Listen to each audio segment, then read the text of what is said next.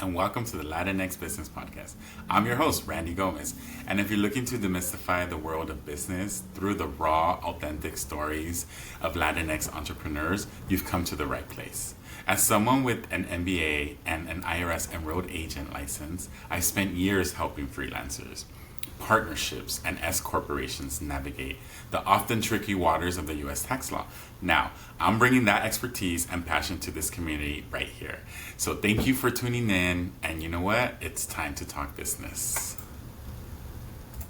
Hey, Mike, thanks for coming on the LatinX show. Thank you so much for giving us a bit of your time today.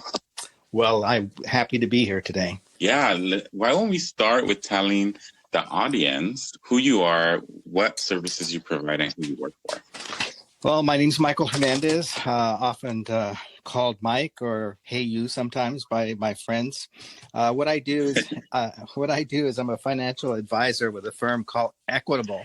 And what we do is I work in the special team that's called the Business Strategies Groups that focuses on providing financial services and direction for small businesses, which means we do everything from retirement planning, benefits planning, employee health, the long-term needs of a business in terms of insurance to fund buy-sell agreements and deferred compensation that may be available to folks. And then I work with just our regular Joes out there sitting down and plotting out their future. A lot of what I do is more hand-holding and education because we sit down and we talk about what folks' needs are and build budgets and just help them grow. Yeah. So needless to say, if someone has a question about retirement, about life insurance or any other products, if they're a small business owner, they can reach out to you and you can assist and you can help with those products, right? Yeah, the thing about it is most small businesses are usually one or two, in the groups that I work with a lot, are just one or two people that run and own a business. And, they find that they're spending more of their time doing the paperwork, dealing with the human resources stuff rather than actually working on their business. And so what we do is we take all of those things that are needed or required, and we assume not so much responsibility, provide them with the product or services that meet those needs, and that way it can free up an owner to do more of what they love to do, which is run their business. Right. I know. So when entrepreneurs take on this task of running a company and living the dream, the American dream, you actually take on the task of putting on 10 different hats in a business, right? Yeah, that's what we try to do is just make their life easier and do it on a competitive and as needed basis. What I see a lot out there is folks coming in who want to sell somebody a product. When reality is, what do they really need in order to fulfill that job or to get through the next crisis or victory that they may have had and help them grow. Okay. And you know what? I just thought about a good question with what you said, but I'm going to save it for a little bit later in the show. I want to ask you about how people have been able to, if there's any products that would help entrepreneur during this pandemic, especially during a time where like budgets and sales of 90%, 100% went away. But before we get to that, I'm sure you have a story. So before we get to that one, let's go through some housekeeping items. So I do ask everyone, what's your preferred pronoun? Preferred pronouns are him, he, which is what I usually use, except no, that's what I use. Okay, that works. What about within the Latinx community? How do you identify as a Hispanic, Latino, Chicano, Mexican American? Yeah, I think that it really depends on the audience that you're with. Is how I identify with, because I try to have some commonality with folks. Most of the time in the broader audience, I find that I use Latino a lot because it's a broad category and it can mean anybody from Puerto Rico to Zacatecas. So it's an inclusive kind of term. Whether it's the correct one or not, it's up to your own particular persuasion. During my youth, I was heavily involved in the Chicano movement. So, that was the term that I identified with myself when I was, going to school and stuff like that, and was involved in mostly art-related activities at that particular time. Yeah, no. I'm glad you say that during your youth, you actually identified differently because, with the new word or the new term Latinx, before Latinx, actually, the A/O, in the term Chicano, Chicana, Mexicana, Mexicano, came in academia. So now the X is being more used, and I think it's also a generation shift who are able to choose and identify. But I also have so much respect for, the Chicano terms that were used before, and even just the Latino, Latina terms, right? Or because there's so many, there's so much history within each term. And even this one, for example, when I was doing research, Latinx was actually coined in the 90s, right? So, yeah. Really? So since it was coined in the 90s, it actually hasn't picked up steam until now. But you know what? It's the generation of the youth and the generation now that's taking ownership of that term. So, yes, thank you. I appreciate that. So tell me a little bit about your family before we get into what you do. Part of that history. Yeah, give me your history. Where are you from and where is your family? Give me the origin. Well, despite my appearance, I was born in East LA, grew up in the Florence district of South Central LA, and managed to get out during high school because I wanted to go to a better school than what was available to me in South Central, and ended up at Loyola High School in LA. Our heritage is Mexicano. Both of my parents were born in the United States. My grandparents are from somewhere in the northern part of Mexico. For the life of me, I don't remember where. And, probably in the 1920s or in that period of time, my grandparents migrated to Los Angeles and set up home here. My maternal grandfather was actually one of those young kids that came in on a train when he was a teen because his parents or his mom sent him to the U.S. to make a better life. Good, hardworking guy. And we were all using our hands. All my family were not necessarily educated folks. They were smart people, but they worked with their hands in some form or another. So my background is, just could be considered backbreaking. Yeah, and that's a shared experience that so many Mexicans and Latinos have here in the U.S. that you come for a better future, for better opportunities. Which, again, it boggles my mind so much because, me and you, we were born here, so the opportunities are here. So I've never in my life had a thought like, I'm going to leave the U.S. for better opportunities. I know that there could be better opportunities in other countries, right? But that ideology that, you must leave Mexico to go somewhere better for your family because that's your priority and you want your family to be in a good place is a experience, right? But unfortunately, I think that was a reality as well for a lot of folks. We know what it is here, and it was like, why in the hell would we want to come here? If I knew if I was in Mexico and knew what I know now, I would be like, going anywhere. I'm staying here. Yes, exactly. Well, okay. Well, so then how did you find yourself in moving through the system and getting into becoming a financial advisor? Take us through that journey. As I said before, it started in high school. I wanted to go, I don't know where it came from, what influenced me, but I wanted to go to a college prep high school. And doing my research at the local library, I found that there was Loyola High School in downtown LA, and that somehow or another I passed the test and passed the interviews and got into that school. And at that particular time, there were a handful of people of color in the school. So we were kind of on our own, in our own little culture, even though we were with people who are striving to do better in terms of college prep. Went to Loyola Marymount, got a degree in documentary film and television production with communication arts, they called it.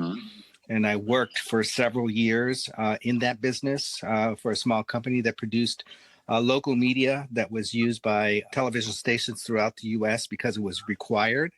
So a friend of mine was selling wares at the Rose Bowl and decided to help him.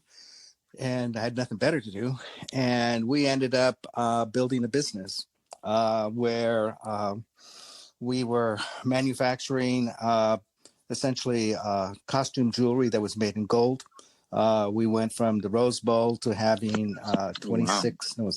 22 trade shows every year throughout the United States, selling our product to local department stores and jewelry stores. I had, reps all over the U.S. selling it. And then we had a political issue in the United States, an economic issue, and gold went from a couple $100 an ounce to $800 or $900 an ounce back then. And that put us out of business because our stuff was contracted to be made at a certain price point. And when the cost of goods goes up 5 or 6 times, you can't sell that product for $20 anymore. And department stores don't understand that those costs would go up and they'd have to reflect what they would pay. So then I ended up creating a job with a giftware manufacturing company, and I ran that business from doing a couple of trade shows a year to where we had sales reps all over the United States. I did that for a number of years, burned out, had to stop. And I ended up sitting at home one night after I had, I think it was an appendicitis or something, and wondering what the heck am I doing? And you had the big house, the big car, and it just wasn't doing it. So that's why I got out. And I ended up, after a period of time, consulting for a real estate company. And this is where the shift came, because I was seeing the people that were coming in to do home loans, because they were doing a lot of first-time home loan programs. And the financial illiteracy was such that many of the folks that were coming in had to take classes in order to qualify for some of these government-funded loans. And so what I saw is that the people were coming in with no knowledge of balancing their checkbook, had no retirement plans. Most had no insurance coverage at all. And here they're going to go commit their life to a home that really not understanding the financial consequences. So I started looking around for what kind of opportunities were available so that I could, I guess for lack of a better term, help people. And, there were some federal programs, some local programs that were out there, but there was no real business focus to help folks. I ran into the financial services industry, and at that particular time, it was almost still Gordon Gekko kind of stuff. Right. And their focus was more on trying to make the agent rich versus trying to help the client. And by chance, I met at a job fair this gentleman who was one of the founders of a local financial firm in OC, and we started talking, and the whole concept of why their business was formed was because they wanted to help the average Joe. And, I was quite skeptical at first, but I started learn a little bit more, and I was offered the opportunity to interview. And I found that, in fact, the owners and the principals were family guys who were concerned about maintaining their family, not so much getting rich, but more about providing a good life for their family and taking care of those around them. And that whole concept was really appealing to me because I knew so many folks out there that just needed some direction and had been burned or were skeptical when they encountered people within the financial services business. So that's how I got from South Central LA. Yeah, oh my God, that's a great story. Like, working in the you went through so many shifts and changes, and at that particular time. You were put out of business, and then you created your own job, and then you were burnt out. So you've really gone through the roller coaster of life. You've gone through the ups and downs, and what that shows me is that you're very resilient, and that that you just gotta keep pushing forward, and there's always the path forward to keep going. And I'm glad that you talked and you went through those steps, because so many people, especially myself, when I was in my 20s, I couldn't find peace, to be honest, of going through these jobs or being laid off or being told that, maybe at the moment you're not good enough, but eventually you would be. Oh, no one wants to hear that, right? And so hopefully there's people out there that, are coming out of college or graduate school that hear this and they can see themselves in this story, because there's a lot of pressure to be like, hey, like, didn't you go to school for this? Like, how come you're not doing that? You know?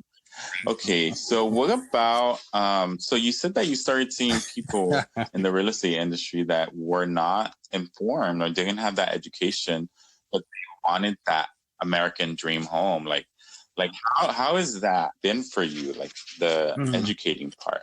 I think, besides being a psychiatrist, we are principally educators if you're doing the kind of work that I'm doing, because in order to find out what people need, you really need to learn and listen about who they are and what their goals are, and then direct them in some form to help them achieve those goals. And in the process, you're presenting concepts and ideas so that they can understand why you are going to be putting your money in a retirement plan, or why you're going to be saving for a child's education, or why it's important to protect your family's income in terms of providing life insurance. So the whole concept is educating people so that they understand what the needs are for them, and then providing the product or service that they need, versus coming at them with a packet that says, here's my life insurance policy, buy this. And so it does fit with that whole that is the education process. When I sit down with most families, we really spend a lot of time doing discovery, learning about their budgets and learning about their expenses, and put it on a piece of paper. And if they don't have a budget, we kind of build a budget so they know where their dollars are going. That's an education process. I can see where people get caught up in the, I've never done this, or I've never been taught, but you're right. So I'm glad that you guys do take extra time in the discovery phase. So tell me this, what is the number one sentence or, challenge you face when you meet with families or business owners? What's like the number one response to, or what's your number one no that you get? The no is part of our vocabulary. We've got to the point where no just may mean not today for folks. Obviously, the only way people are going to realize what you do and what makes you different is for the opportunity to at least chat with you. And so that is the biggest challenge. It's the whole, we're highly trained in that kind of aspect, but it's also a process that can be learned so that you can elicit questions from people. And once they start replying to the questions, then you have the opportunity to engage them. But if somebody just says no and hangs up, you can't really go much further than that. And find commonalities as well. Just find some commonalities that you may have with the folks, whether it's a home team, or it's a church, or it's a hobby, or an intro that you may have had that can engage people in the opportunity for them to at least listen. Yes. Because let me tell you, like I shy away from someone that just comes up to me and says like, hey, you want to buy this new shiny product and try.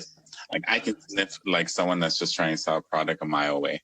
I do not do that. I don't pick up phone calls, and I don't do when people do cold calls and stuff like that. Maybe it's my Mexican way, but I will walk away from that because I don't know the person that's calling me from Indiana. I don't know where, and I am not going to date someone that I know at the end of the day the true purpose is just that sale. Right. And I think that is common. I see it within my own family. I see it with other Latino folks as well. If there's not a link somewhere, you're just go away because you're just trying to pick my pocket. I don't really have an answer as to how to overcome that all the time. But having a link somewhere will do that. And I think that's one of the things that makes it difficult for people to do business is folks have a preconceived notion of, right. Like you said, in the past, it was very scrupulous where they were just in it to make money. So I think the laws that have been enacted have changed that. So hopefully with time, you guys will be able to be looked at more as help and advisors versus someone just trying to sell this financial product to make a gain. But yeah, I see where that could be a challenge. So how about like in the industry in general? And this could go whichever way you want. But as a Latinx gentleman, as a financial advisor, what are some challenges you have personally faced in the financial advising sector? That's a good one. Initially, way back when, there was that feeling of this subtle discrimination that was there. People say it's not there, but there's some folks just didn't want to talk to you, and you can sense that. So when I started out and I tried to go into some business and stuff, I did feel that. But the big thing is that most people are not aware of what our profession is. So if you ask anybody out in the young person, 20s out there, what is a financial advisor, or if they even knew what that was, the answer would probably be no. You just don't know that we're there.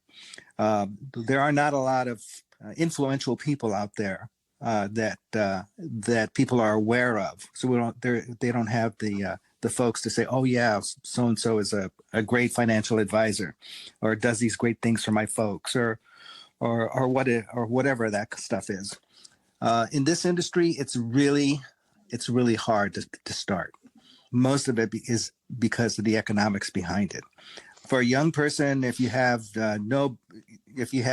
some savings and no debt, and it's a great opportunity because it's going to take you a while to make any money.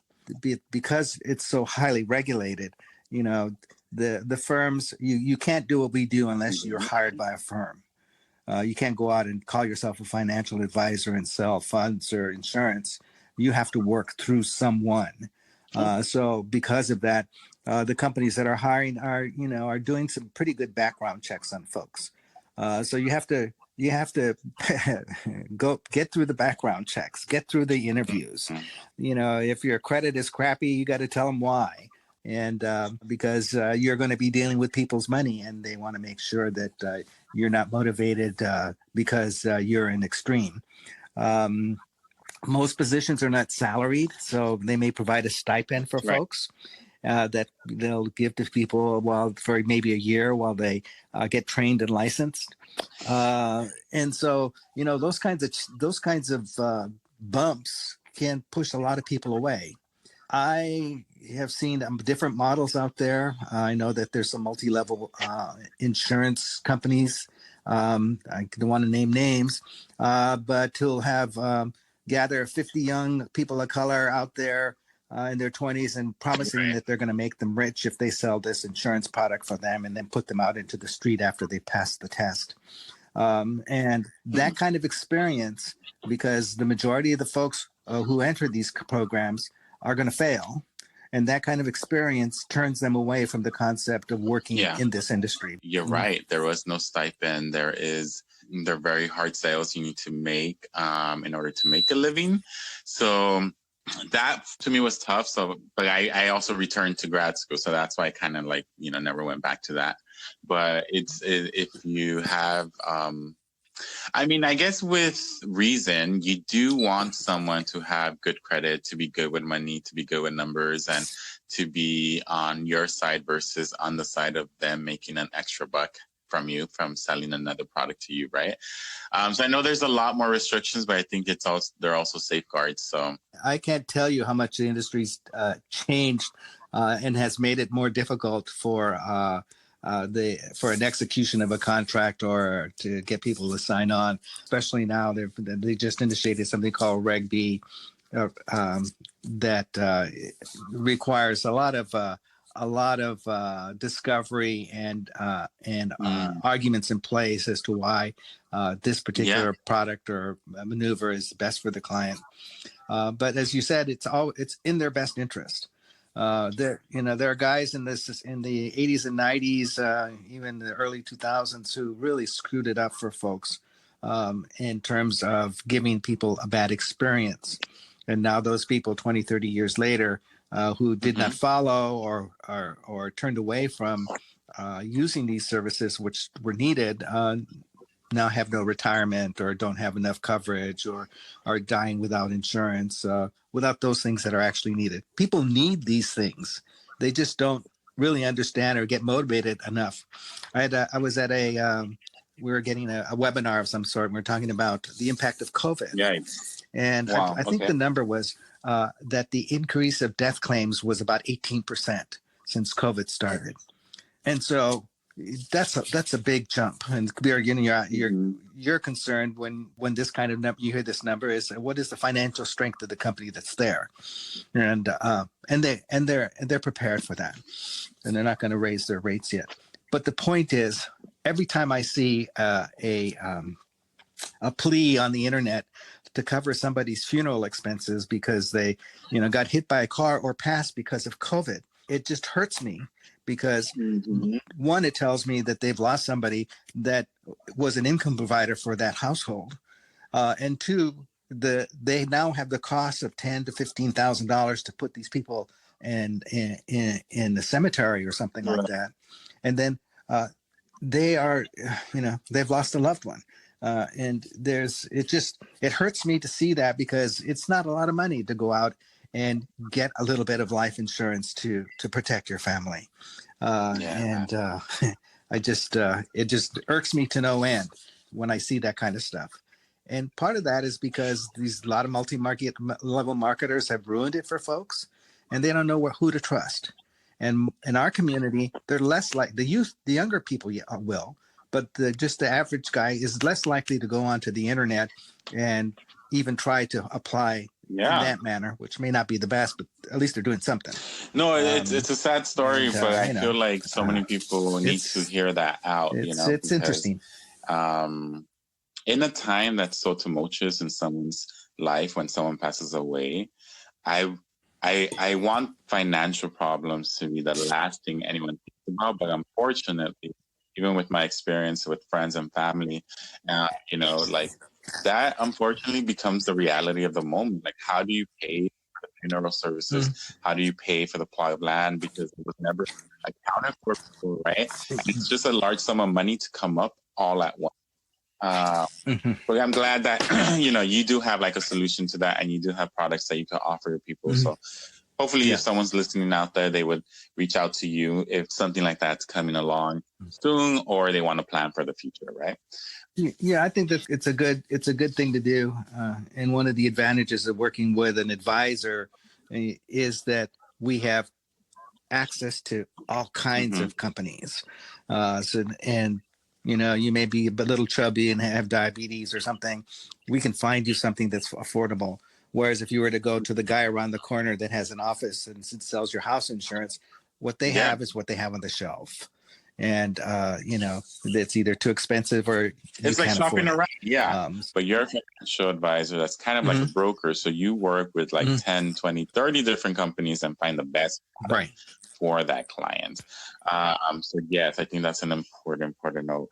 But yeah, let's move it along. So if you would give advice to someone that wants to start a business in the Latinx community, what would be some financial advice or products that you would recommend? Financial products? Oh. Well, I think that, when you're starting out the business, I think one of the important things before you even think about a product is how you're organized. To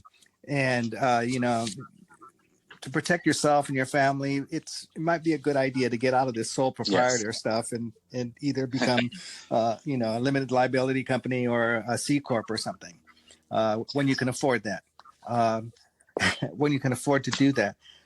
One of the initial insurance requirements that people have, I don't do it, but property casualty people do, is liability insurance in some form or another. You want to make sure that you've got some coverage, that not going to go after you and go after your house or your car if something were to go wrong. So that's one of the initial products, if you're talking about products. But the big thing that's going to ensure your success is know the numbers. Know what your business is actually, whether it's actually making a profit or what is it going to take to get to that profit point.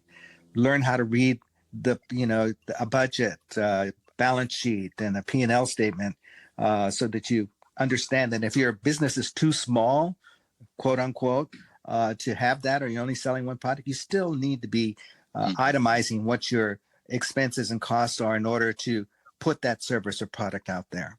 Because I'm sure that you've experienced a lot of folks, they're not making any money. They're just running on cash flow. and there's like a mouse on a wheel. It keeps going in order to meet growth and expansion. They just run faster, and unfortunately, if your business is not making any money, and there's no likelihood of it, maybe you should be looking at something else. It's just that reality, but you got to know what your numbers are. I think the average entrepreneur takes between 4 or 5 different business ideas to actually have a successful one.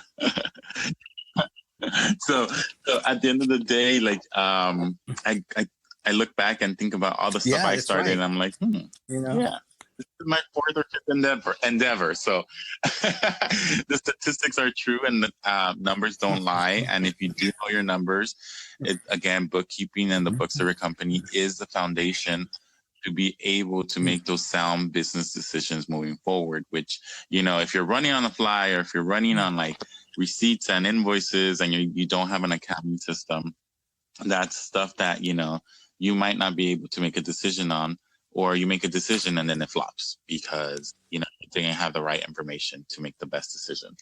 Right. Or you bought the wrong machine, or just strange stuff that occurs when you're trying to run a business. But the other thing is that seek out advice. Find an accountant that you can talk with, or another business person. A financial services guy like myself, I've heard just about everything. And just sitting down and chatting with somebody is a great way for the resolution of a problem that you may have. I'm a big believer is that if you verbalize a concept to someone, you are also in the process of doing an evaluation within your own head. And more often than not, when I'm having a conversation with a client, they are coming to the solution, because in the process of explaining to me what they're doing, what their goal is, what the problem is, they are going through a thought process and can come up with a solution. I'm not giving them an answer. They're providing their own answer, but the opportunity of sharing that experience with a professional, somebody that knows about business, not your mom. Biggest cheerleader. Your mom is going to say, "Oh, mijo, that sounds like a great idea. Go out there."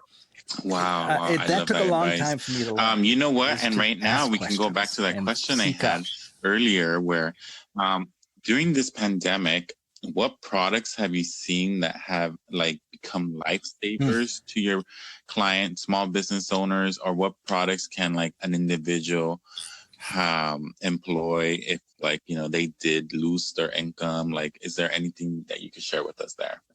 Well, in order for something like that to have been a benefit, people would have had to have these things in place already. And one of the common things that people are getting questions about right now is disability insurance.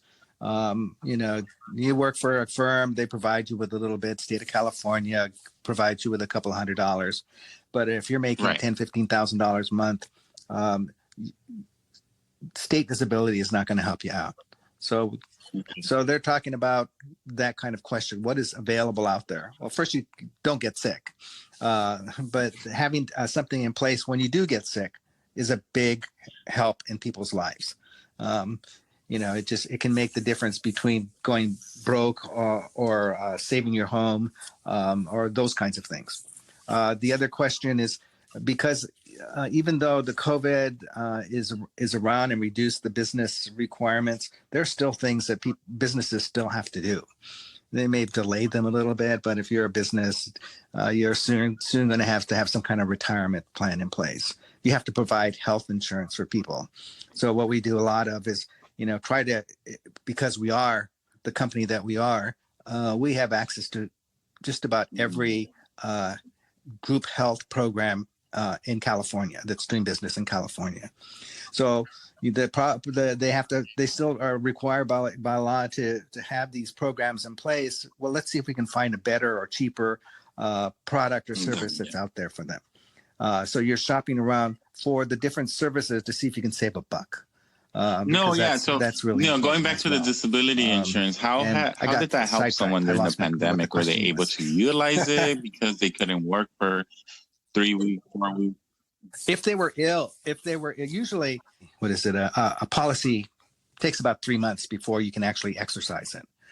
So if you did become sick, your out of pocket is your own, and the state of California will fill in.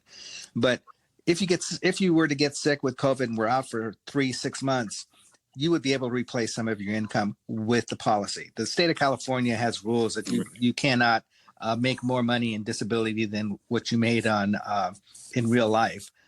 So, people say, well, I'm going to buy $1 million a month disability policy. One, you can't buy one, but they won't. They even though you got it somewhere, the state won't allow it to be paid.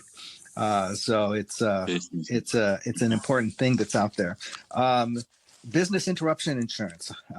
That's not something I do, but that's something that some businesses had in place that helps them. I understand that the insurance companies balked quite a bit to pay some of these claims, but the brokers that I know of who have encountered that kind of situation find that the state of California has come in and essentially said, you have to pay. So when you're doing when you're business insurance planning and you're working with your property casualty guy, one of the things you want to be doing is, besides the liability requirements that you have and the workers' comp and all those other insurance requirements that take all your money, business interruption may be something to be looked at in the future, because that could help you quite a bit. You have, this is a catastrophe, the COVID. So it fits into some of the requirements that are out there. But in terms of the everyday products that are out there, unless you had them in place for a number of years, it wouldn't do you any much benefit to start today. It would do you benefit to start today, but you could not realize the benefit immediately. Part of the thing that we talk to folks about when we're working with them is that not all of your money is going to be put away for retirement or going to be used for expenses. Some of your money's got to be saved. And we used to say 3 to 6 months of your essential expenses should be in a bank account where you don't touch. And that's hard to do. But it can accomplish. It's something that can be accomplished. And that'll get you through 3 to 6 months. Now we're hitting 9 months with the COVID, and it's causing me to think that maybe it's not enough. Who knows when this comes up? Because I have gone through a lot of money because of COVID. Haven't been really able to work as effectively as I could. And so you're drawing from that piggy bank that you have.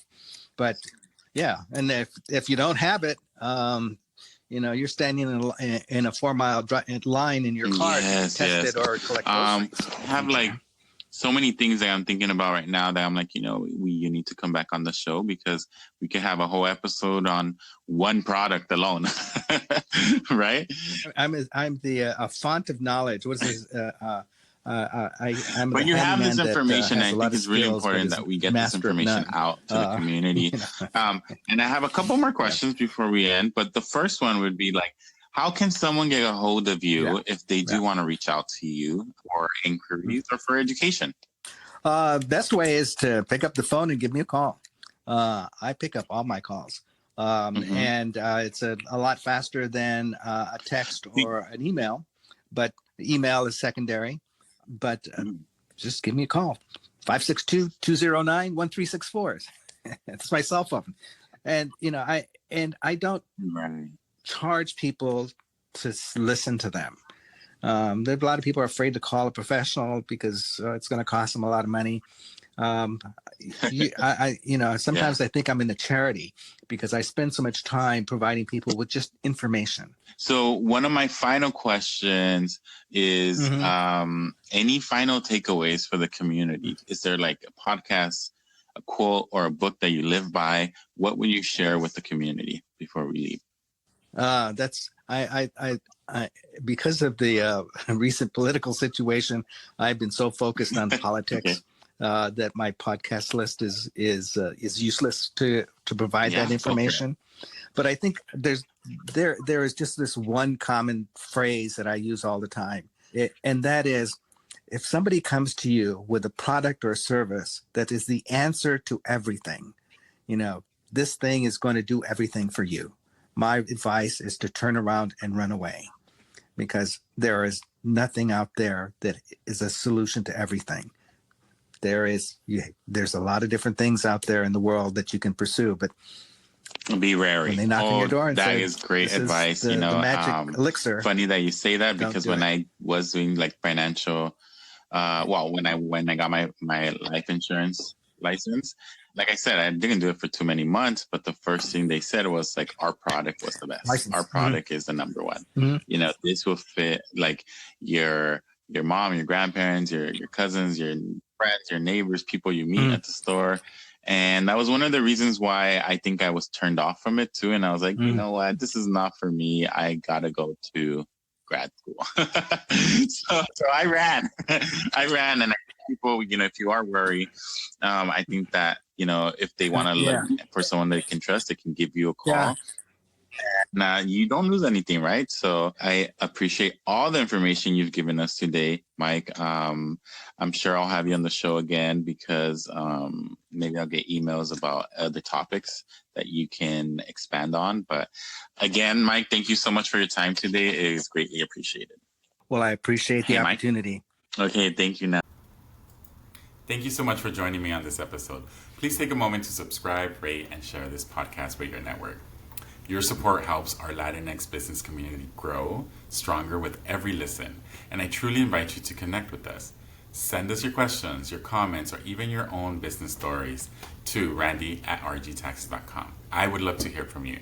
Until next time, keep learning, keep building your business, and keep growing your business mindset.